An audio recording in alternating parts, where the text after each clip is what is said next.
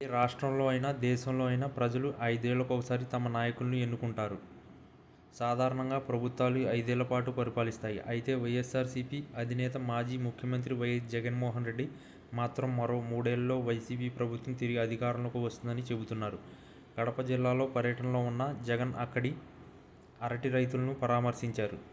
పంట నష్టంతో బాధపడుతున్న రైతులను కలిసి వారి సమస్యలను తెలుసుకున్నారు. ఈ సందర్భంలో ఆయన చేసిన వ్యాఖ్యలు ఇప్పుడు చర్చనీయాంశమయ్యాయి. తమ ప్రభుత్వం అధికారంలో ఉన్నప్పుడు రైతులకు ఎంతో మేలు జరిగిందని, ఇన్పుట్ సబ్సిడీ సహా అనేక విధంగా సాయం అందించామని ఆయన పేర్కొన్నారు. కానీ ప్రస్తుతం కూటమి ప్రభుత్వం రైతులను పట్టించుకోవడం లేదని ఆరోపించారు.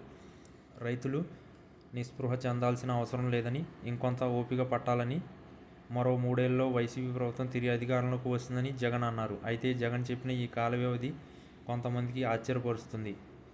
ఏపీలో 2024 మే నెలలో ఎన్నికలు జరిగాయి. జూన్లో కొత్త ప్రభుత్వం ఏర్పడింది. సాధారణంగా చూసుకుంటే తదుపరి ఎన్నికలు 2029లో జరగాలి. మరి జగన్ 3 ఏళ్లలోనే తమ పార్టీ అధికారంలోకి వస్తుందని ఎలా అంటున్నారు?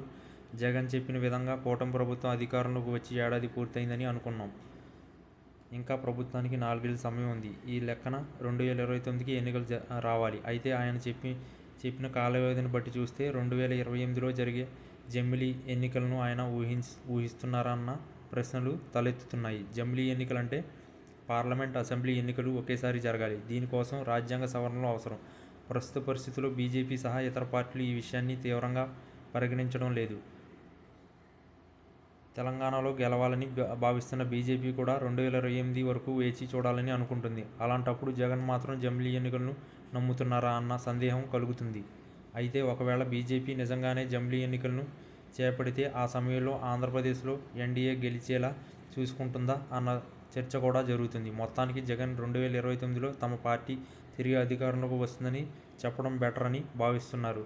కానీ 3 ఏళ్లలోనే ఎన్నికలు జరుగుతాయని అనుకోవడం లెక్కల పరంగా కాస్త తేడాగా అనిపిస్తుంది.